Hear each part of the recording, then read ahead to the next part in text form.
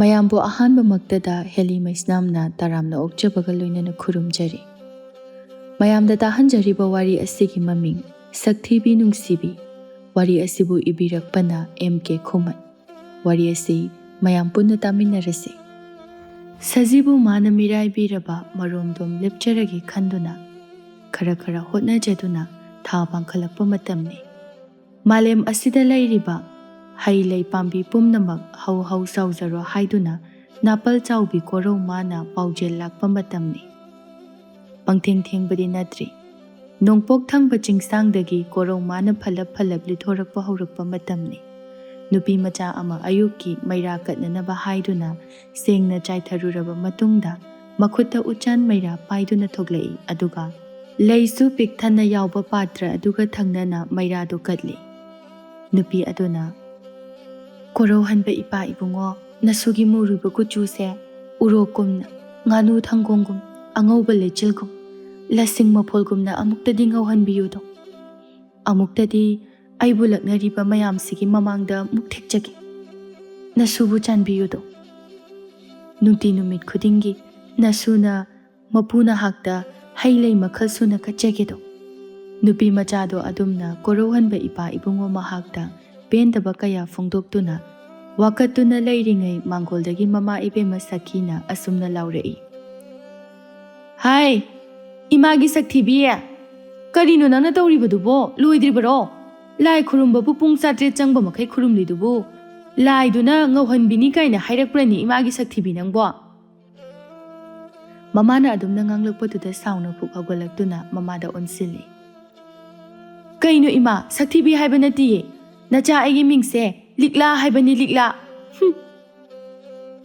ꯁꯈꯤ ꯅꯣꯛꯁꯤꯟꯅꯗꯨꯅ, "ꯍꯣ, ꯂꯤꯛꯂꯥ ꯑꯣꯏꯒꯦꯔꯥ ꯅꯣꯡꯂꯤꯛ ꯑꯣꯏꯒꯦꯔꯥ ꯑꯗꯨꯝꯅꯅꯦ ꯃꯨꯔꯛꯀꯅꯤ ꯍꯥꯏꯕꯗꯤ ꯈꯜꯂꯨꯗꯦꯗꯣ꯫ ꯄꯣꯛꯂꯛꯄꯗꯅ ꯐꯅ ꯉꯧꯈꯤꯕꯅꯤ, ꯑꯗꯨꯅꯅꯦ ꯃꯇꯝ ꯃꯇꯝ ꯑꯗꯨꯒꯤ ꯆꯥꯅꯕ ꯀꯧꯈꯤꯕꯅꯤ꯫ ꯍꯧꯖꯤꯛꯅ ꯍꯧꯖꯤꯛꯀꯤ ꯆꯥꯅꯕ ꯁꯛꯊꯤꯕꯤ ꯊꯣꯜꯂꯤꯕ ꯑꯁꯤꯅꯤ, ꯁꯥꯎꯅꯨ ꯁꯥꯎꯅꯨ." ꯂꯤꯛꯂꯥ ꯁꯥꯎꯅ ꯃꯃꯥꯒꯤ ꯃꯅꯥꯛꯇ ꯆꯪꯁꯤꯜꯂꯤ꯫ "ꯏꯃꯥ, ꯅꯪ ꯍꯧꯅꯨꯗ, ꯀꯨꯆꯨ ꯈꯔ ꯉꯧꯔꯦ ꯍꯥꯏꯅ ꯄꯪꯃꯨꯛꯇꯤ ꯃꯨꯛꯀꯅꯨꯗ꯫ ꯏꯃꯥ, ꯂꯥꯏꯊꯨꯡ ꯑꯃꯨꯛꯇ ꯂꯣꯏ ꯍꯥꯏꯕꯅꯤꯀꯣ, ꯌꯥꯝꯅꯅꯦ ꯑꯗꯨꯝꯅ ꯐꯖꯕ ꯁꯥꯕꯁꯦ." ꯁꯈꯤ ꯃꯆꯥꯅꯨꯄꯤꯗ ꯂꯛꯅꯔꯛꯏ꯫ "ꯍꯣ, ꯂꯥꯏꯊꯣꯛ ꯑꯃꯨꯔꯛꯇ ꯂꯣꯏꯒꯦꯔꯥ ꯂꯣꯏꯔꯣꯏꯔꯥ, ꯃꯇꯝ ꯈꯔ ꯐꯖꯅ ꯍꯤꯡꯍꯟꯕꯤꯔꯤꯕꯁꯦ ꯐꯈ꯭ꯔꯦ ꯐꯈ꯭ꯔꯦ꯫ ꯂꯥꯏꯊꯨꯡ ꯂꯥꯛꯄ ꯂꯥꯛꯇꯕ ꯑꯗꯨꯝ ꯊꯤꯔꯗꯕꯅꯤ ꯊꯤꯕ ꯍꯥꯏꯁꯤꯅ." ꯂꯤꯛꯂꯥꯗꯣ ꯃꯈ꯭ꯋꯥꯡꯒꯗꯨ ꯃꯦꯠꯂꯗꯨꯅ ꯃꯃꯥꯗ ꯈꯨꯝꯃꯤ꯫ "ꯐꯩ ꯐꯩ, ꯐꯩꯌꯦꯕ ꯏꯃꯥ, ꯅꯪ ꯐꯩꯌꯦꯕ꯫ ꯑꯩꯅ ꯆꯍꯤ ꯈꯔꯒꯤ ꯃꯇꯨꯡꯗ ꯐꯖꯔꯛꯄ ꯈꯨꯐꯖꯗꯣ ꯌꯦꯡꯉꯣꯕ ꯅꯪ, ꯑꯗꯨꯗꯅꯦ ꯑꯩꯅ ꯃꯨꯛꯄ ꯈꯨꯃꯨꯛꯇꯣ ꯅꯪ ꯌꯦꯡꯉꯣꯕ." ꯁꯈꯤ ꯌꯦꯅꯈꯥꯔꯣꯝꯗ ꯆꯠꯅ ꯆꯠꯅ ꯃꯆꯥꯅꯨꯄꯤꯗ ꯂꯥꯎꯁꯤꯜꯂꯝꯃꯤ꯫ "ꯍꯣ, ꯃꯨꯛꯄꯤꯔꯛꯑꯣ ꯍꯥꯏꯔꯤꯕꯅꯦ ꯏꯃꯥꯈꯣꯏꯗꯤ, ꯍꯦꯛꯇ ꯃꯨꯛ ꯊꯦꯛꯅꯁꯤ." ꯂꯤꯛꯂꯥ ꯃꯈꯣꯏꯗ ꯎꯊꯦꯠꯅ ꯐꯤꯔꯤꯡ ꯐꯤꯔꯤꯡ ꯆꯣꯡꯗꯨꯅ ꯂꯩꯍꯧꯏ꯫ ꯇꯟꯖꯥ ꯑꯁꯤꯗ ꯃꯄꯥ ꯏꯕꯨꯡꯉꯣ ꯐꯩꯖꯥꯎꯁꯨ ꯍꯧꯒꯠꯂꯛꯇꯨꯅ ꯃꯆꯥꯅꯨꯄꯤꯗ ꯍꯥꯏꯔꯛꯏ, "ꯏꯁ, ꯑꯩꯒꯤ ꯏꯆꯥꯅꯨꯄꯤꯁꯤꯗꯤ ꯃꯔꯝ ꯌꯥꯝꯅ ꯃꯣꯛꯈ꯭ꯔꯕ ꯖꯥꯠꯅꯤꯗꯅ, ꯀꯨꯆꯨꯗꯕꯨ ꯈꯖꯤꯛ ꯂꯩꯁꯤꯟꯗꯨꯅ ꯊꯥꯁꯤ ꯃꯥꯟꯕꯒꯤ ꯋꯥꯇꯅꯤ." ꯂꯤꯛꯂꯥ ꯉꯁꯥꯏꯗꯒꯤ ꯑꯁꯥꯎꯕ ꯄꯨꯝꯕ ꯃꯄꯥꯗ ꯍꯩꯊꯔꯛꯏ꯫ "ꯕꯥꯕꯥ, ꯅꯪꯁꯨ ꯑꯃꯨꯛ ꯍꯧꯔꯛꯑꯕꯣ? ꯐꯩꯌꯦꯕ, ꯅꯣꯏ ꯅꯇꯩ ꯅꯅꯥꯎ ꯃꯥꯟꯅꯔꯕ ꯅꯠꯇ꯭ꯔꯣ? ꯑꯩꯕꯨ ꯀꯔꯤꯒꯤ ꯊꯤꯅ ꯄꯣꯛꯄꯤꯔꯝꯃꯤꯅꯣ? ꯃꯁꯤ ꯄꯨꯝꯕꯁꯦ ꯄꯥꯕ ꯂꯧꯕꯗꯒꯤꯅꯤ꯫ ꯆꯥꯛ ꯑꯝꯇ ꯍꯥꯞꯄꯣꯏ ꯈꯪꯅꯤꯕ, ꯄꯥꯕ ꯅꯪ ꯆꯥꯛ ꯍꯥꯞꯄꯣꯏꯕ ꯅꯪ ꯂꯧꯗꯅ ꯑꯩꯁꯦ ꯊꯤꯔꯤꯕꯅꯤ." ꯑꯁꯤ ꯍꯥꯏꯔꯝꯗꯨꯅ ꯂꯤꯛꯂꯥ ꯁꯥꯎꯅ ꯏꯃꯨꯡꯗ ꯆꯪꯈꯤꯔꯝꯃꯤ꯫ ꯐꯩꯖꯥꯎ ꯃꯆꯥꯅꯨꯄꯤꯒꯤ ꯃꯇꯧ ꯑꯗꯨꯗ ꯉꯛꯅ ꯌꯦꯡꯂꯒ ꯑꯁꯨꯝꯅ ꯁꯣꯜꯍꯧꯏ꯫ "ꯏꯆꯦ, ꯑꯌꯨꯛ ꯑꯉꯟꯕꯁꯤꯗ ꯏꯁꯧ ꯑꯁꯤ ꯑꯃꯨꯛ ꯍꯧꯔꯦꯅꯦ꯫ ꯀꯅꯥꯅꯒ ꯀꯔꯤ ꯍꯥꯏꯖꯤꯜꯂꯛꯂꯕꯅꯣ? ꯃꯃꯥ ꯁꯦꯝꯕ꯭ꯔꯥꯡ ꯃꯥꯟꯕꯤ ꯌꯥꯝ ꯐꯖꯕꯤ ꯁꯥꯕꯤ ꯑꯃ ꯂꯩꯕꯤꯗꯨꯅ ꯁꯣꯏꯗꯅ ꯀꯔꯦꯝꯅꯕꯤꯔꯝꯃꯅꯤ ꯏꯆꯥꯁꯦ꯫ ꯍꯥꯟꯅꯗꯒꯤ ꯈꯔꯒ ꯃꯨꯕꯒ ꯁꯪꯕ ꯑꯃꯕꯨ ꯌꯥꯎꯈ꯭ꯔꯦ." ꯅꯨꯃꯤꯗꯥꯡ ꯋꯥꯏꯔꯝꯒꯤ ꯃꯇꯝꯅꯤ꯫ ꯂꯤꯛꯂꯥ ꯂꯩꯀꯥꯏꯒꯤ ꯑꯉꯥꯡ ꯈꯔꯒ ꯏꯁꯤꯡ ꯁꯣꯛꯂꯨꯅꯤ ꯍꯥꯏꯗꯨꯅ ꯁꯅꯥꯕꯨꯟ ꯑꯃ ꯄꯥꯏꯗꯨꯅ ꯊꯣꯛꯂꯛꯏ꯫ ꯊꯦꯝꯕꯨꯡꯅ, "ꯏꯆꯦ ꯂꯤꯛꯂꯥ, ꯀꯔꯤꯒꯤꯅꯣ ꯅꯣꯏ ꯏꯃꯥꯅ ꯌꯥꯝꯅ ꯉꯧꯔꯒ ꯅꯪꯅ ꯑꯗꯨ ꯌꯥꯝ ꯃꯨꯏꯗꯨꯕꯣ?" ꯂꯤꯛꯂꯥ ꯃꯃꯥꯏꯗꯨ ꯈꯖꯤꯛ ꯅꯥꯟꯗꯨꯅ ꯍꯥꯏꯔꯛꯏ꯫ "ꯊꯦꯝꯕꯣꯡ, ꯅꯪ ꯁꯤꯒꯦꯅ ꯍꯧꯔꯤꯌꯦ. ꯅꯪꯅ ꯀꯌꯥꯝ ꯐꯖꯔꯗꯅ ꯅꯁꯛꯅꯤꯅ ꯉꯥꯃꯨ ꯂꯩꯔꯧ ꯍꯦꯛ ꯃꯥꯟꯈꯩ ꯃꯤꯉꯣꯟꯗ ꯂꯛꯅꯕꯒꯁꯨ ꯇꯧꯔꯤ. ꯆꯠꯂꯣ, ꯅꯃꯥꯗꯅꯦ ꯏꯔꯨ ꯁꯦꯡꯅ ꯂꯨꯖꯍꯜꯂꯨꯆꯣ." ꯒꯣꯔꯣꯟ ꯑꯃꯨꯛ ꯍꯥꯏꯔꯛꯏ꯫ "ꯏꯆꯦ ꯂꯤꯛꯂꯥ, ꯑꯩꯈꯣꯏ ꯃꯥꯅꯁꯨ ꯍꯥꯏꯉꯣ." "ꯀꯔꯤ ꯍꯥꯏꯔꯤꯕ? Kay haino ba noy mana? Aduburo, noy imana ngauraga iche liklana muina haiba. Aina nateko. Masakti yengdana noy imadusu mi yam sidei. Iche liklana ne imanangdi ok miron bimali haide ena tamo horen. Yam usite. Asumna angangsing aduga awaya kum tawnaduna lakpana khulgi pukri yawragli. Laikagi mamanabi kharasu ising soktuna lairami. Melaina haima likla nangsu ising sokpa lairo. Aikhoidi nang isau kana langhaubaduda chatlaroidaba mandana amta kauramdri. Likla no fet tawraga. Aise isau da langaga lairabani. Aduna sakase amta phajathokpa ngamdrabani me melai nangbo. Melai noktuna ibema nangsidi ita mayam noi halamoko likla ibani lakminarage. Mayam maraktagi khara masak matau phajabi sangbanabi na khumlai. Haima ita mele nangdi asigi Sakthibi siga yam loina ningi oire. Phare hayeng makhaidi ne chatminararoi se khoisu. Ita lai hau chalasi lao. Melaina kaino da ita sangbanabi wagi wa chumna ngangnase sakhara phajai haiduna napal yamna tawgunu. Sakta asigi michanga sujang imale ne. Hahayo lao ita lai hau chalasi.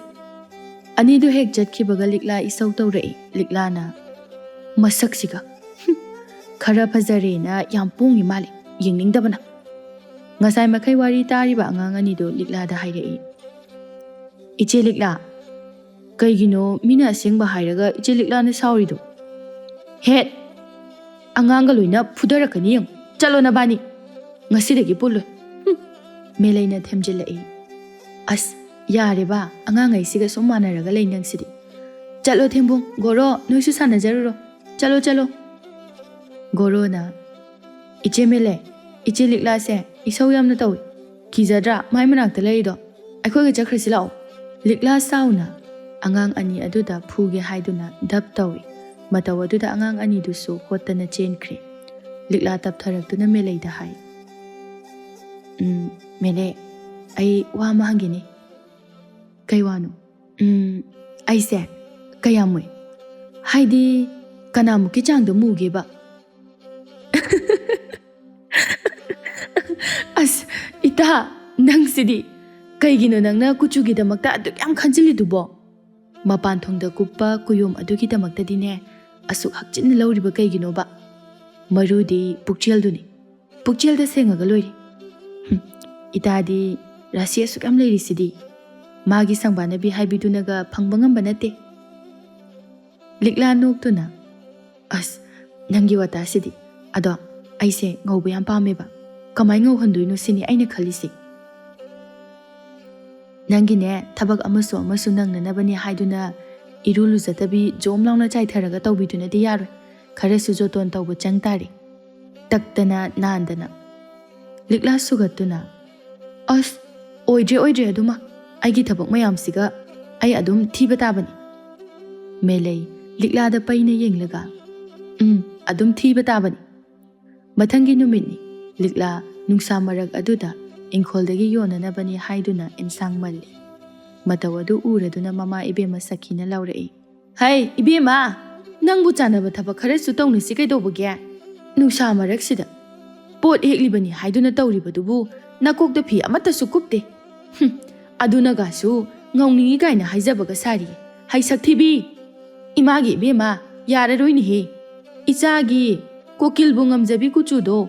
Kokil na kalengi nungsa marakta paibugumna langleni he. Sumangsidagi yengakpadadiya. As ima nanga mohorabra. Thabi se hekto amaga ai itami leibhide singju chaba chatlugadabani. Adugini yam ngangsilakano. Sakhi machagi manakta changsilaktuna. Is yam ngangsilakano haini he. Sigumba thabak se tawraga laigadabagi saru. Laisabi moibagi kedana nandana taktana layo adudi nate. Likla mamada nungsagi mangalna yakpagi mamitkado khuzilap tawna sugatuna yengi. Ima humang yam sawi chalo. Ai imagi khonjal tabadane humang yam sawi ba. Ho aikhoisu sawi humang do. Namthibana suloiri na sado. Humang na jiri nadhatuna leiri. Chalo irulu jathaujo. As Ima, nang kayam ngangkidawrige? Ay isana khangna adum luzaniko. Ho khange. Batin nama pairaga joro launa haidaraga lusinbaduro. Likla thumok adu mamada nampi pisilamlaga sauna isau langduna chetkre. Tawhoro. Nang nathanda tahoro ba. Kaino khangdiba. Isau yam tawning mali. Sakhi su isau langduna ensang hek hori. Somda melegi yumdani haibaga tawbaga. Chanana likla su ising kharana masa adu inghanda yadabagumna chaitharaga yamna thuna melei hoida lai. Melei hoigi pukri mapaldani phak ama thaduna singju sunanaba langlibado. Melei likla da yengduna. Ibema nangbu irugalu zarakbra. Likla melei da paitak yenglaga hairei. Kainu melei asuk sagrakan-sida irulu zarakdrade aibu angawbidongna. Nang suba hangniba nangdum luraba. Melei mamit ka to lauthoklaga makhuna ingi tawduna hairei. Ho ibema ahumlok pusure ngasigi lurise. Likla ko bi soina. O male malingaida tokhoro haiba masu leibani ko. Anido amana amada hai amana ama hai tawduna singjudu suri. Melei hoigi somangdani. Melei gi mabungna melei bu kaurei. Melei. Taye ta chau somda la o pukri mapalda. Thauzal pukri mapalomda laktuna. Noidi sida oina tawraba. O suro ta chau ne thabak ama chakadaba le imanabaga. Likla khara toina kothora uni nangba. Hoi ta chau hekta pharak taba tawrise. Melei na mateng pangsilai. Mi mathau chingkhrabi nupi ne ta chau. Noi aikhoinaga ne pa hekta unaba phangba jat nate. As yam henjali nangsu. Asi haina duna makhoi ahumdu punna nokminnai. Asumna leiringai thaujalgi sumangda leptuna nupa amana thaujal bu kaurei. Thaujal kai ligrigi sibo. Sirabra mi nang buitao. Thaujal pukri romdagi khomnai. Ho hingiye somda la o somda. Likla tapna lakliba nupa duda yengduna hairei meleida. Kanano adalaiba nupa sibo. Asiro akhoi ta chaugi mamanabani tamalangbani. Nahan makai sahargi yumda laibani.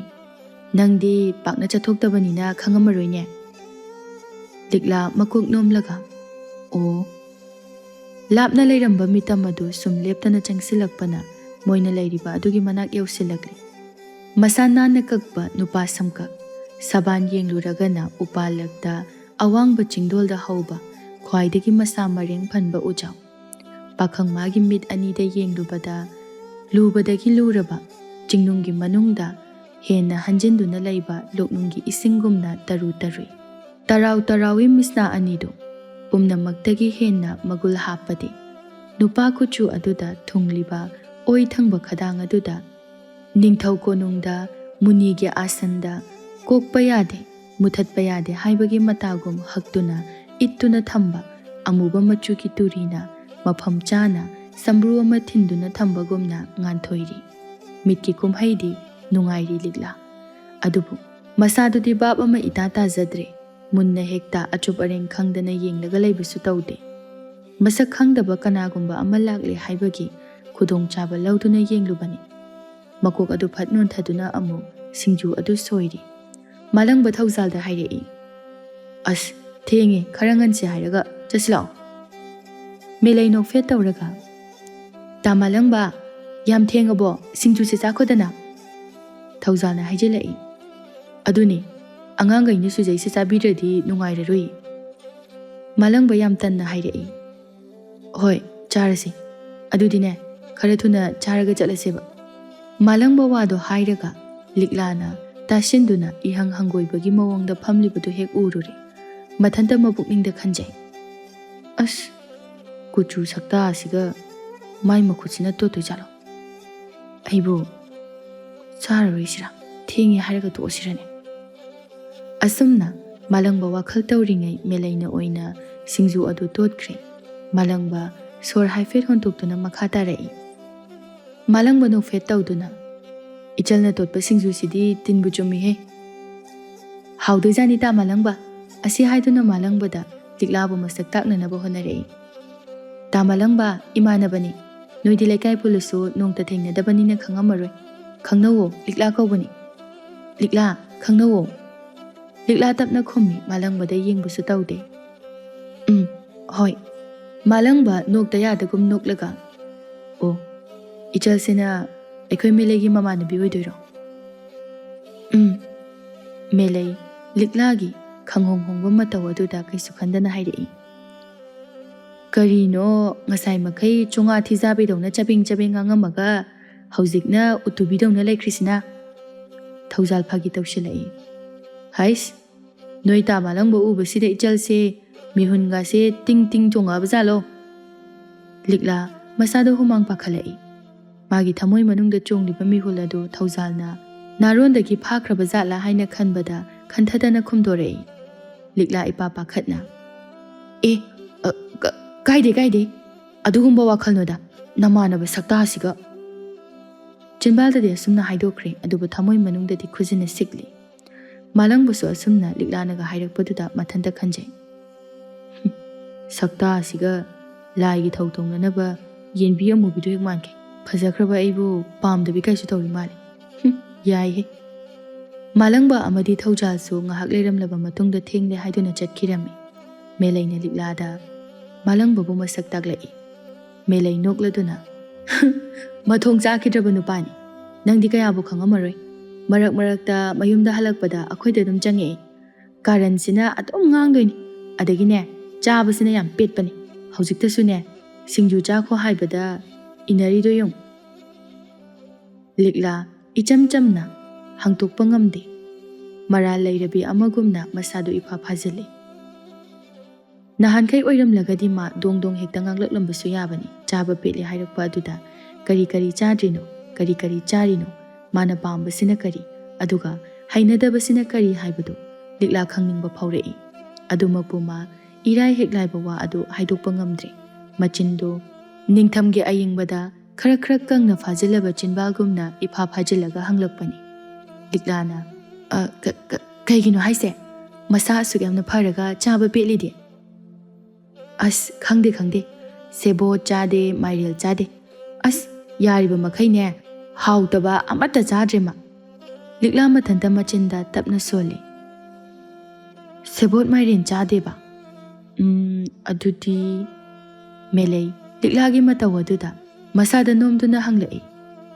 Haima kaidorage likla. Se singjuga amta chadre se. Chare se haiba. Likla ithak thakatna. Kaisu tawdi he. Numidangi matamni. Tanjana chanarisu liklagi mama ibema sakhidu machanupida sebot ironba chaninge haiduna kanna hairi. Karino aigi ichanupi sibo mari chatpa potka chaw yasalaktisina nate nangonda kanana sebot chadradi ngauthora-kani gainaga haigiba nangbo. As ima kaino me yare no yam chaningaga nane ai thongbirage aigidi ngasagi thabido champut oina charani. Asumna mama machana ngangneringai mapa ibungo phaijausu thabak halaktuna changlai. Hai namana chana chaktu sasat loisingidi haidadana ngangnadana lairidubu karino ne ha kaidorage amo. Sakhi mapuroibada wakatpagi mawongda hairei. One nachanupi se sebot irombada hairambado sebot helani hainade manam namthi adu ada haidana hairaga lairibasini. Phaijau ngakna karino ne aigi icha sebot ta haiduna laibadu sebot chamandana masaksisu sebot manba hauruklaba kansida heladaba. Likla sauna phuk hawatuna. Yare noina daina naw thonghoro ba jakse. Likla sausina duna thorei aduga phamungda kakhatuna ngasai ukiba saktamado amuk laksinduna yengnanaba hotnarei. Nuja amagi wakhalda thamoida hakchangda pakhang oiba magi amuba sambru aduna mayek laraba turigi saklongumna ka hena phajaba saktam ama yeklambagum thokre. Mathangi numini likla khulgi lampakta thempung khoiga amangbi sanadunani. Lao sida hana lao kanana mangdono haibada hana khanagise. Ek salai dog salai ena panadas. Ek salai dog salai ena panadas. Thempung chongduna hairei. Iche likla tari. Lao he.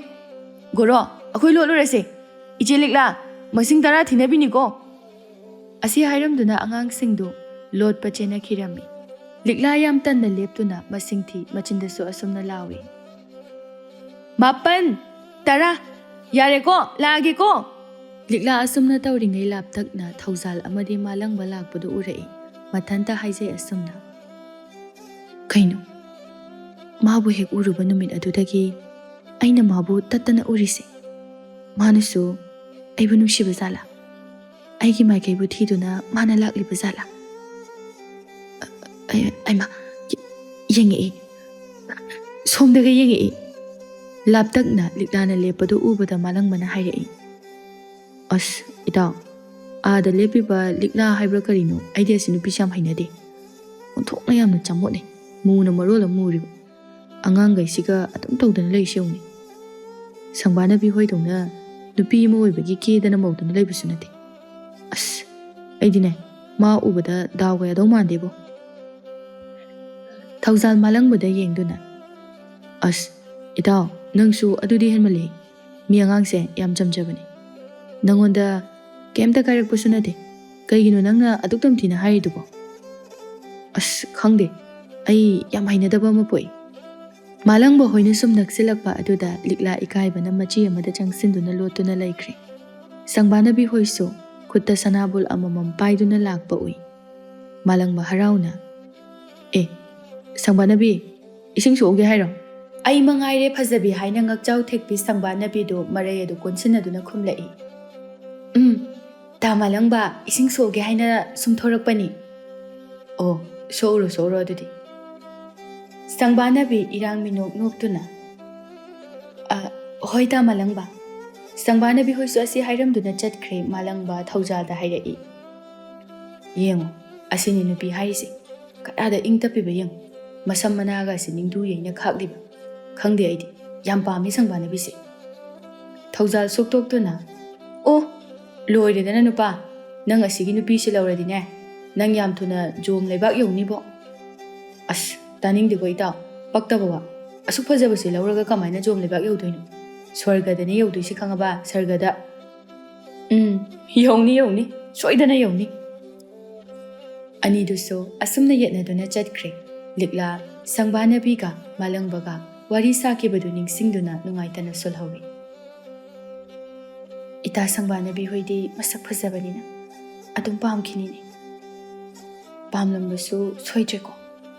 Aidi athibani na atam thira kale hoba thabani ko thembung changlak tu na kainu iche likla aikhoi bo lo haina lo halaga nangna lumaga nupa yengaga leide kanano hayu nangna yengi do kanano bai che likla khangpre khangna oima khangi ne chandan gi angang sing sidi thembung na namhang hangjilakpa aduda iche likla nangna yengi do bo kanada no ba ta thauzal dara natraga malang budara likla khanthadana haidok loi noibu ta malang ba khangbra haise kamai khangi ba noide goro likla da makhut ka thinduna khange ta malang ba ne iche likla na yengi se likla pa khatna malang ba mana chakriba do manakta laiba amagumna ta da taraboi ningduna as nausik man ba angang sing sidi langkraponi Asigi sabaloi da baman binu pasida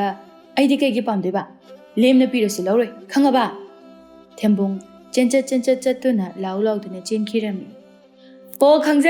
khangjare akhoi di hairurani ta malang buda hairurani likla su pakhana ta na rai he ngai ko haibane noi leiramu khangi noi angang sing adu sum chelak pana lekagi pukri mapala du yausilakle angang haibasidi angang ni apapata khanba ngamba nate likla da laknagi khanduna sangbana bi hoina ising sokliba manak adu da chensinduna hairi likla mana so khamba nang hodre pharaga he puruba su phajararoi thembung sor thabet honduna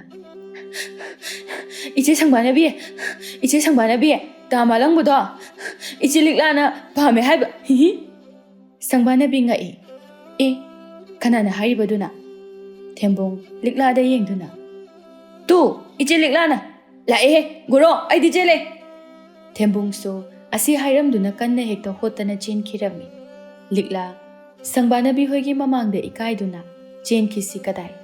Leikhisi kadai tawduna leiringai sangbanabina karimnaduna hanglai. Sangbanabi likla da onsinduna. Likla, nangbu nasagi phibamga dobu amta yengdrabo kaino. Nangbu ikaibaga amta khangdrabo. Likla mana hainaba loinazaba mida pangangang tawragasu atopa mida ma thoina onsinduna khatnaba haibasi oithoklaroi sauningbadi phawkhide likla maramdi achumbani hairibadu adubuma losinaba honnerei. As sangbanabi angangna hairaga loina thajarabadi yaroi. Kanana aina tamalang mapami haibage amukta phawba kaunadri. Aina masaksu fazana phawba khangdri. Kanano tamalang ba haibo? Leihau likla da onsinduna hairei. Yari bema khangzare angangna hairakpa haibase adum chuma madabani. Hekta haidana pangai haijinba yaba nate. Aduga nangdi nasaksuthi. Tamalangbana kaisusu pambiroi. Tamalangbadine kuchu ngobi yamna pambani. Nangi utin manba kuchu duda kaisu yaroi ko. Arembada ikaidra khangdimi. Sangbanabi karimnaduna hairei.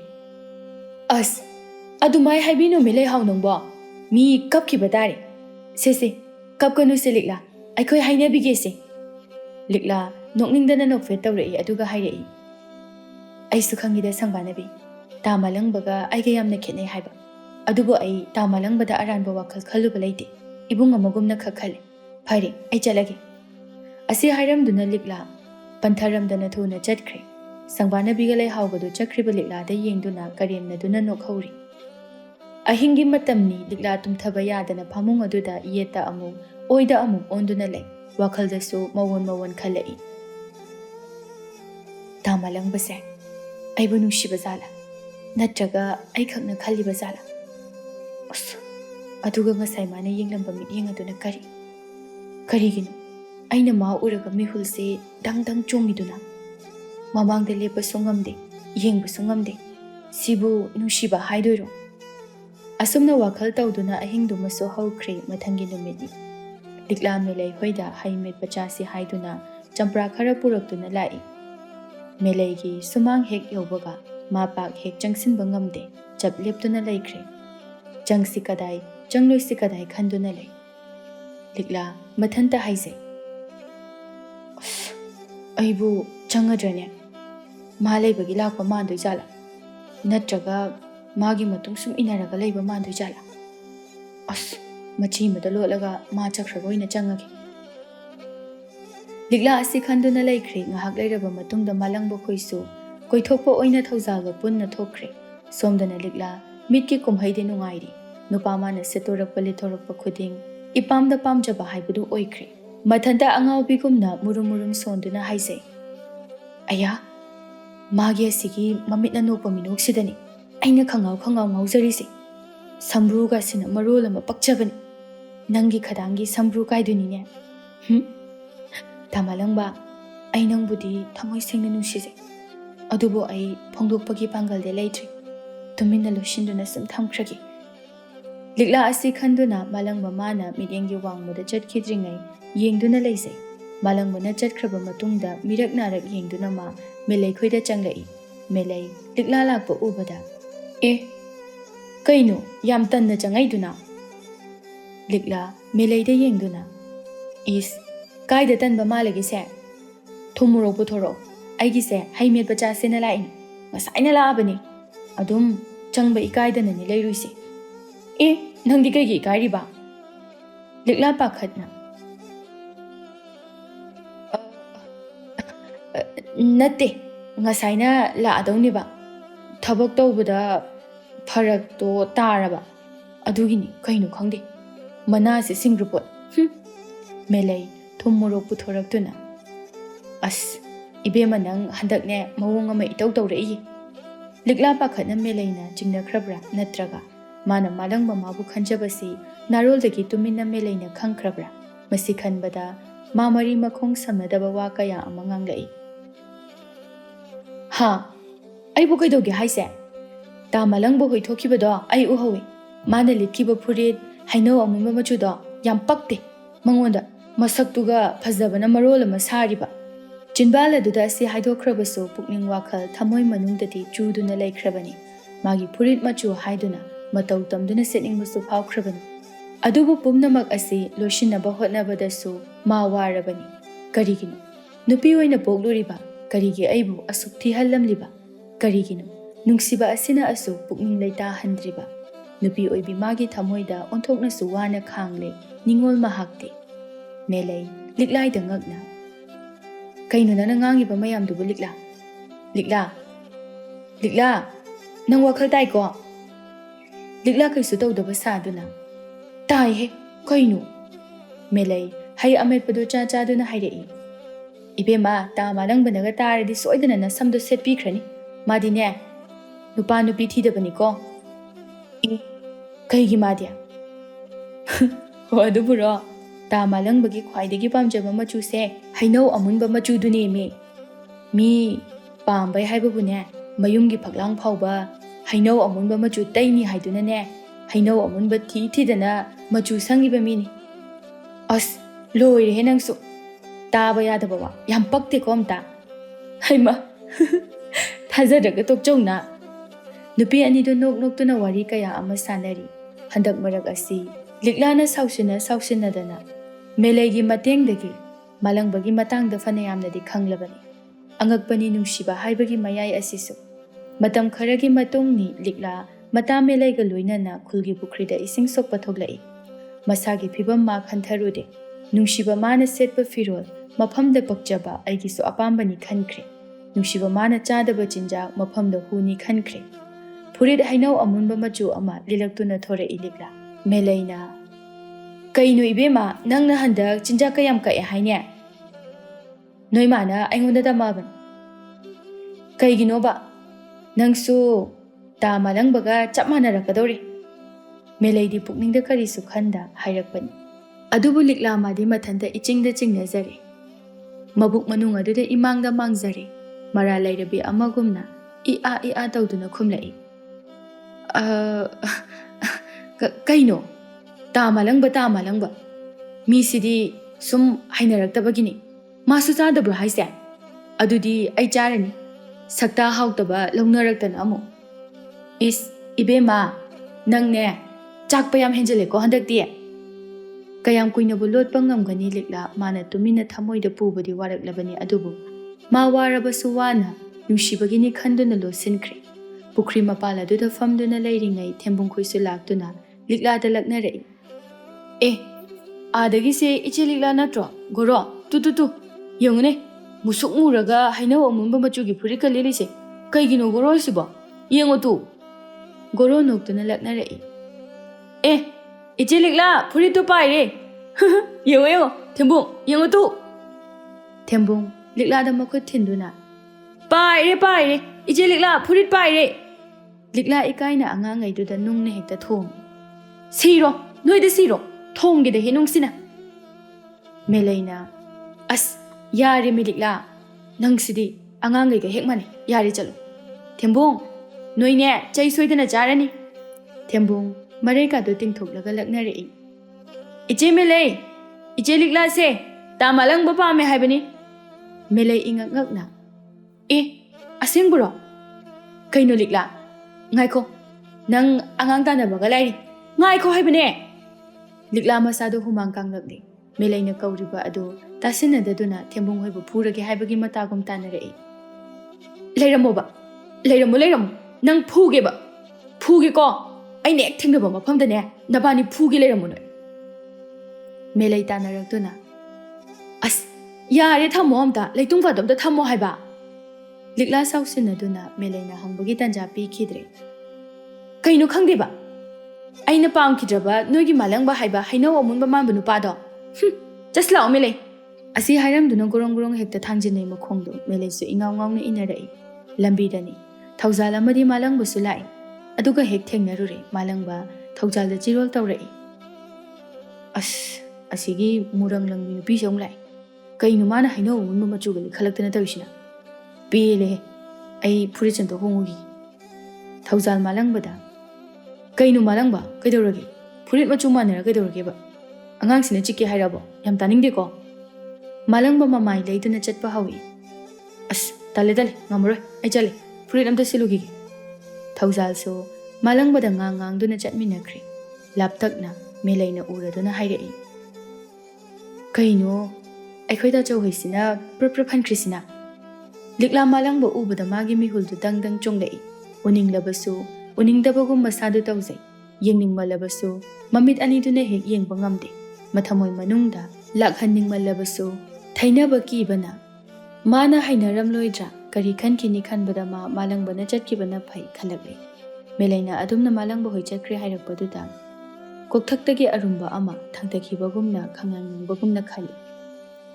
ꯑꯁ ꯌꯥꯔꯦ ꯆꯠꯈ꯭ꯔꯤꯁꯦ ꯐꯔꯕꯅꯤ ꯁꯛꯇꯥꯁꯦ ꯌꯦꯡꯅꯤꯡꯗꯦ ꯃꯦꯂꯩ ꯂꯤꯛꯂꯥꯗ ꯌꯦꯡꯗꯨꯅ ꯀꯩꯒꯤꯅꯣ ꯅꯪꯅ ꯇꯥ ꯃꯥꯂꯪꯕ ꯄꯟꯕ ꯌꯥꯗ꯭ꯔꯤꯁꯦ ꯇꯥ ꯃꯥꯂꯪꯕꯅ ꯀꯣꯏꯒꯦꯒ ꯍꯥꯏꯔꯛꯄ꯭ꯔꯕ ꯅꯪꯉꯣꯟꯗ ꯑꯁ ꯌꯥꯝ ꯇꯥꯅꯤꯡꯗꯦꯀꯣ ꯃꯦꯂꯩ ꯈꯪꯉꯦ ꯕꯦꯝꯃ ꯅꯪ ꯋꯥ ꯑꯔꯣꯠꯄ ꯑꯃꯗꯤ ꯂꯩꯔꯕꯅꯤ ꯈꯔ ꯈꯠꯅ ꯈꯔ ꯉꯥꯡꯅ ꯂꯤꯛꯂꯥꯅ ꯉꯝꯈꯤꯗꯨꯅ ꯑꯗꯨꯝ ꯂꯣꯠꯈ꯭ꯔꯦ ꯊꯃꯣꯏꯒꯤ ꯋꯥꯗꯣ ꯃꯊꯪꯒꯤ ꯅꯨꯃꯤꯠꯅꯤ ꯏꯊꯥ ꯊꯥꯖꯗꯅ ꯁꯪꯕꯥꯅꯕꯤꯗꯣ ꯂꯩꯍꯥꯎꯒ ꯂꯣꯏꯅꯅ ꯂꯥꯛꯏ ꯁꯪꯕꯥꯅꯕꯤꯅ ꯂꯤꯛꯂꯥ ꯂꯤꯛꯂꯥ ꯂꯤꯛꯂꯥ ꯏꯪꯈꯣꯜꯂꯣꯝꯗꯒꯤ ꯊꯣꯔꯛꯏ ꯑꯦ ꯁꯪꯕꯥꯅꯕꯤ ꯀꯩ ꯂꯩꯔꯒꯦ ꯌꯥꯝ ꯊꯥꯖꯗꯅ ꯏꯕꯦꯝꯃ ꯄꯥꯎ ꯌꯥꯝ ꯅꯨꯡꯉꯥꯏꯕ ꯑꯃ ꯂꯩꯔꯦ ꯅꯪꯅ ꯅꯨꯡꯁꯤꯖꯕꯗꯣ ꯎꯕꯗꯅꯦ ꯇꯥ ꯃꯥꯂꯪꯕꯅ ꯅꯪꯒꯤ ꯑꯋꯥꯕꯗꯣ ꯎꯕꯤꯔꯕꯅꯤ ꯂꯤꯛꯂꯥ ꯉꯛꯅ ꯊꯥꯖꯗꯕ ꯑꯃꯒ ꯂꯣꯏꯅꯅ ꯍꯪꯂꯛꯏ ꯀꯩꯅꯣ ꯍꯥꯏꯁꯦ ꯑꯩꯕꯨ ꯕꯥꯞ ꯑꯝꯇ ꯇꯥꯗ꯭ꯔꯦ ꯁꯪꯕꯥꯅꯕꯤ ꯁꯪꯕꯥꯅꯕꯤ ꯆꯤꯊꯤ ꯑꯃ ꯄꯨꯊꯣꯔꯛꯇꯨꯅ ꯂꯤꯛꯂꯥꯗ ꯇꯨ ꯌꯦꯡꯉꯣ ꯇꯥ ꯃꯥꯂꯪꯕꯅ ꯅꯪꯉꯣꯟꯗ ꯄꯤꯕꯤꯌꯣꯅ ꯄꯤꯔꯛꯄꯅꯤ ꯂꯤꯛꯂꯥ ꯊꯥꯖꯗꯕꯁꯨ ꯐꯥꯎꯏ ꯉꯛꯄꯁꯨ ꯐꯥꯎꯏ ꯍꯔꯥꯎꯕꯁꯨ ꯐꯥꯎꯏ ꯃꯆꯤꯟꯗꯁꯨ ꯑꯁꯨꯝꯅ ꯍꯥꯏꯔꯛꯏ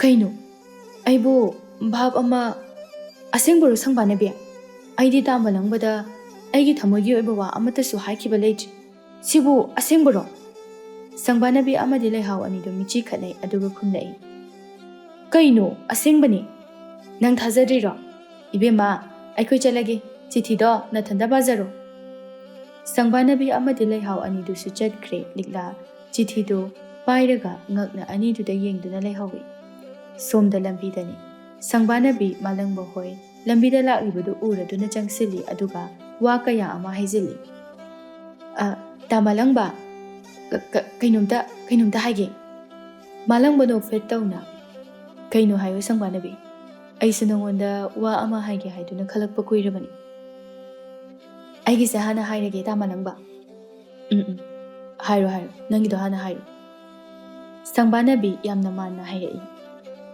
ꯀꯩꯁꯨ ꯅꯠꯇꯦꯗ ꯇꯥ ꯃꯥꯂꯪꯕ ꯂꯤꯛꯂꯥꯅ ꯇꯥ ꯃꯥꯂꯪꯕꯁꯦ ꯄꯥꯝꯖꯩ ꯅꯨꯡꯁꯤꯖꯩ ꯍꯥꯏꯗꯨꯅ ꯂꯩꯀꯥꯏ ꯑꯁꯤꯗ ꯇꯥ ꯃꯥꯂꯪꯕꯒ ꯀꯣꯏꯅꯔꯦ ꯍꯥꯏꯗꯨꯅ ꯁꯟꯇꯣꯛꯂꯤꯕꯁꯦ ꯁꯤꯕꯨ ꯑꯁꯦꯡꯕꯔꯣ ꯃꯥꯂꯪꯕ ꯋꯥꯗꯨ ꯇꯥꯕꯗ ꯌꯥꯝꯅ ꯁꯥꯎꯅ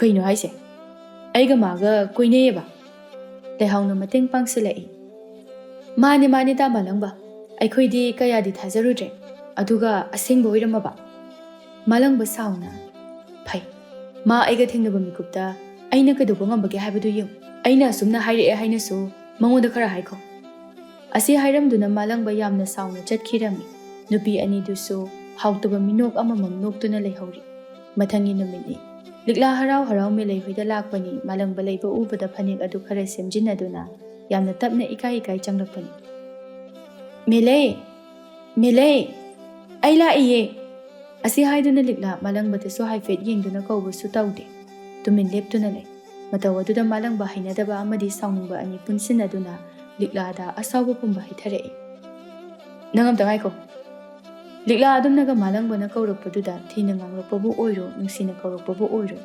ꯄꯪꯅꯨꯡꯗ ꯅꯨꯡꯁꯤꯖꯈ꯭ꯔꯦ ꯇꯞꯅ ꯈꯨꯝꯃꯤ ꯀꯩ ꯍꯥꯏꯒꯦ ꯃꯥꯂꯪꯕ ꯀꯧꯔꯛꯀꯅꯨꯅꯦ ꯅꯪꯅ ꯍꯦꯛꯇ ꯑꯩꯁꯦ ꯇꯥ ꯃꯥꯂꯪꯕ ꯀꯧꯕ ꯌꯥꯕ ꯃꯤꯔꯣ ꯑꯗꯨꯛ ꯌꯥꯝꯅ ꯏꯀꯥꯏꯕ ꯈꯪꯗ꯭ꯔꯤꯗꯨꯕꯨ ꯀꯩꯒꯤꯅꯣ ꯅꯨꯄꯤꯅꯦ ꯑꯗꯨꯁꯨ ꯅꯪꯕꯨ ꯅꯁꯥꯒꯤ ꯐꯤꯕꯝꯒ ꯑꯝꯇ ꯌꯦꯡꯖꯗ꯭ꯔꯕ ꯅꯪꯁꯦ ꯅꯨꯄꯤꯅꯤ ꯍꯥꯏꯕ ꯀꯥꯎꯔ ꯃꯥꯜꯂꯦ ꯂꯩꯀꯥꯏꯁꯤꯗꯗꯤ ꯇꯣꯛꯈ꯭ꯔꯣ ꯁꯅꯥ ꯂꯩꯕꯥꯛ ꯃꯅꯤꯄꯨꯔꯁꯤꯗ ꯀꯔꯝꯕ ꯅꯨꯄꯤꯅ ꯅꯨꯄꯥꯗ ꯅꯨꯡꯁꯤ ꯍꯥꯏꯅ ꯐꯣꯡꯗꯣꯛꯅꯒꯦ ꯅꯁꯛꯇꯨꯒ ꯆꯥꯅꯕꯁꯨ ꯈꯔ ꯇꯧꯔꯣ ꯏꯕꯦꯝꯃ ꯅꯪ ꯑꯩꯒꯤ ꯃꯥꯡꯗ ꯁꯨꯡꯂꯦꯞ ꯂꯦꯞꯄꯛꯀꯅꯨ ꯅꯪ ꯎꯕꯁꯦ ꯊꯕꯛ ꯑꯝꯇ ꯃꯥꯏ ꯄꯥꯛꯇꯧ ꯃꯥꯟꯗꯦ ꯇꯁꯦꯡꯅ ꯑꯩ ꯍꯩꯅꯗꯦꯕ ꯂꯤꯛꯂꯥ ꯁꯥꯒꯠꯂꯨꯔꯤꯕ ꯑꯁꯥ ꯃꯌꯥꯝꯗꯨꯒ ꯀꯔꯤꯅꯣ ꯉꯁꯤ ꯃꯥꯂꯪꯕ ꯃꯥꯅ ꯍꯥꯏꯔꯛꯂꯤꯕ ꯑꯁꯤꯅ ꯃꯁꯥꯗꯣ ꯑꯀꯪꯕ ꯎꯄꯥꯜ ꯑꯃꯒꯨꯝꯅ ꯆꯞ ꯌꯨꯡꯅ ꯂꯦꯞꯇꯨꯅ ꯂꯩ Malangba da yengbasu tawde mitki pidusu leptana sintharakpana leimaida pupup kelai ukidre malangba manadi likla ikaimanbana masado tarang amada leirure tapna malangba da haireklami ai chalage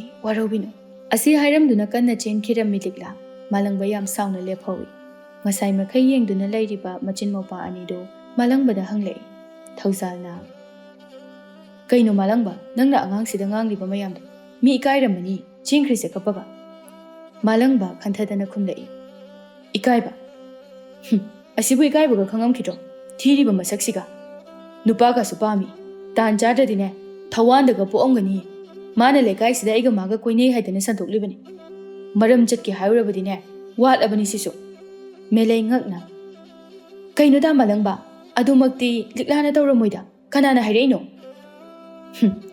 tawdana tawi habe yabana te melei sangwana bi hoina haireklibani aida sengna mai masakse uninde hainadaba su pawi tamalangba henmale tamalangba gi wadudi tasengna liklana tamalangba bu nungsijaramlabadi tamalangba nongma natraga nongmadi ningamlaoi aduga amana aigi itana adugumba wa nongmata su haikiba leitri sangbana bina haijinaba soidana oiramgani munna thigatpiyo asi hairamlaga melei liklabu tanakre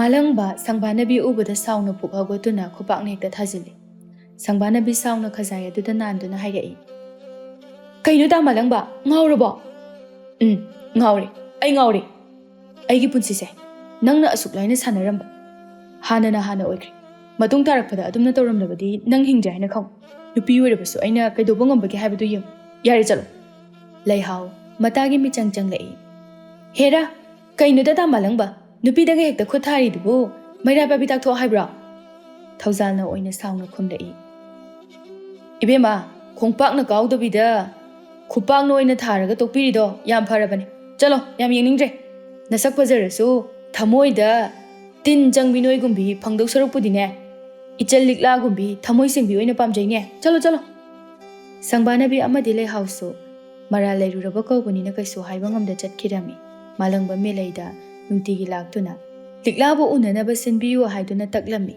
adubu liklana ikai haiduna thoklau haiba yakhidre malangba meleida kanna takli as mele nangi kaino malayu haibadu lege phanik lebige anda kau thupiyo liklado asengbro haisiba thamalangba hoine adudi ai kau thupirage ngamnaba aina hainarage leidabadi yaroi ko leini leibidoine banabungna mathangi numitni liklasu kayam kuinaba ikaiduna leikhini ikaiduna tanja manghangadabagi sarukpudi nungsiba mana themlaklingai asida chalhobana phari khanduna thoklai ngasidi likla masanana thoklai masamadusu ngasidi hanagumna punsinba tawde jum wai ningolgi ningdu yebi samlang adu thadoktuna iru sengna luja thoktuna malangba bunga holage matagum thoklai tasengna liklani ma ing lawi lekagi lampaktani khongnang pangbi makhongda malangbana hana ngaiduna leirami melei liklabu insil chatlo haiba nabuk ningi warol pumbudo tamlu ta malangbana su nangbu nungshirabani as nangsidi ikai malangba liklana adumna inaduna leiribadu urai nungshinabu yenglabadi ipada phajai haibadudi ngasidi likla ingna phajai rasina yomlabi maithong adu nongmata leitana yenglude malangbana adubu ngasidi yengdaba ngamdre liklada mapan thungi kuyomna sechinba miyoibani apamba machuna sangjinbani khenaba leite adubu liklagi asengba thamoi nungshiba maithong adu ngasidi urai malangba nokfe tawduna kaidorage inaduna leirede inakta changba hangoiraba meleina sanaro tamalangba ay saida lege asi haiduna mele liklada michi phatka chilamduna khara chathokre likla tapna hairei aibu ikaiba pi papendaduna thawaina mele thajinduna thokhalaga ikaiba pi ge haina ningbibra malangba nungaitana liklada yengduna likla nang aibudi yamna warauramani haiba khangi adubu aigi ngakpi pamthoktraba aigi iralsing ase nangna amuktadi ngakpi ai soikre lalibadi aini karigi ifamda adugumba wahai haibiribano ꯃꯤꯒꯤ ꯊꯃꯣꯏ ꯃꯁꯛ ꯈꯪꯗ ꯂꯣꯟꯅ ꯊꯃꯣꯏ ꯄꯤꯊꯣꯛꯂꯨꯕꯒꯤ ꯏꯔꯥꯜꯅꯤ ꯃꯄꯨꯅ ꯈꯪꯂꯛꯂꯕꯗꯤ ꯈꯟꯅꯗꯕ ꯊꯃꯣꯏ ꯑꯗꯣ ꯂꯪꯊꯣꯛꯄꯤꯔꯛꯄ ꯍꯥꯏꯕꯁꯦ ꯃꯁꯥꯅ ꯇꯥꯕꯅꯤ ꯄꯤꯕꯤꯔꯣ ꯃꯇꯤꯛ ꯆꯥꯕ ꯗꯟꯗꯤ ꯄꯨꯗꯨꯅ ꯂꯣꯠꯈ꯭ꯔꯒꯦ ꯅꯪꯅ ꯎꯔꯣꯏꯗꯕ ꯃꯐꯝ ꯑꯃꯗ ꯃꯥꯂꯪꯕ ꯅꯣꯛꯐꯦꯠ ꯇꯧꯗꯨꯅ ꯄꯤꯅꯤ ꯗꯟꯗꯤ ꯅꯪꯕꯨ ꯗꯟꯗꯤ ꯁꯣꯏꯗꯅ ꯄꯤꯒꯅꯤ ꯃꯄꯨ ꯇꯥꯛꯇꯅ ꯃꯤꯒꯤ ꯊꯃꯣꯏ ꯍꯨꯔꯥꯜꯂꯝꯕꯒꯤ ꯗꯟꯗꯤꯗꯣ ꯑꯩꯒꯤ ꯊꯃꯣꯏ ꯀꯩꯁꯨꯝ ꯁꯪꯗ ꯃꯗꯨꯒꯤ ꯆꯩꯔꯥꯛ ꯑꯣꯏꯅ ꯄꯨꯟꯁꯤ ꯆꯨꯞꯄ ꯂꯦꯡꯕ ꯑꯣꯠꯄ ꯉꯝꯗꯅ ꯑꯩꯒꯤ ꯊꯃꯣꯏꯒꯤ ꯆꯦꯛꯄꯜꯗꯒꯤ ꯂꯥꯟꯊꯣꯛꯍꯟꯗꯅ ꯐꯥꯗꯨꯅ ꯊꯝꯕꯒꯤ ꯗꯟꯗꯤꯗꯣ ꯅꯪꯉꯣꯟꯗ ꯄꯤꯒꯅꯤ ꯂꯤꯛꯂꯥꯏ ꯑꯍꯥꯟꯕ ꯑꯣꯏꯅ ꯃꯥꯂꯪꯕꯗ ꯇꯞꯅ ꯌꯦꯡꯂꯛꯏ ꯉꯁꯤꯅꯁꯨ ꯑꯍꯥꯟꯕ ꯑꯣꯏꯒꯅꯤ ꯂꯤꯛꯂꯥꯅ ꯃꯥꯂꯪꯕꯒ ꯃꯤꯆꯥꯟꯅꯕ ꯉꯝꯕꯁꯤ ꯃꯥꯂꯪꯕ ꯂꯤꯛꯂꯥꯗ ꯅꯨꯡꯁꯤꯅ ꯀꯧꯔꯛꯏ ꯂꯤꯛꯂꯥ ꯅꯪꯗꯤ ꯑꯩꯒꯤ ꯁꯛꯊꯤꯕꯤ ꯅꯨꯡꯁꯤꯕꯤꯅꯤ ꯑꯁꯨꯝꯅ ꯄꯥꯈꯪ ꯂꯩꯁꯥ ꯑꯅꯤꯗꯨ ꯊꯃꯣꯏ ꯊꯃꯣꯏ ꯌꯥꯅꯗꯨꯅ ꯅꯨꯡꯁꯤꯅꯔꯛꯂꯝꯃꯤ ꯃꯄꯥꯟꯊꯣꯡꯒꯤ ꯁꯛꯇꯝꯅ ꯃꯤꯒꯤ ꯃꯁꯛ ꯂꯦꯞꯄ ꯌꯥꯗꯦ ꯊꯃꯣꯏꯅꯕꯨ ꯌꯥꯅꯤꯡꯂꯕ ꯇꯁꯦꯡꯅꯕꯨ ꯄꯥꯝꯖꯔꯕꯗꯤ ꯄꯨꯝꯅꯃꯛ ꯏꯐꯗ ꯐꯖꯕꯅꯤ ꯍꯥꯏꯕꯗꯨ ꯂꯤꯛꯂꯥꯒꯤ ꯑꯁꯦꯡꯕ ꯊꯃꯣꯏꯅ ꯎꯠꯈꯤꯔꯝꯃꯤ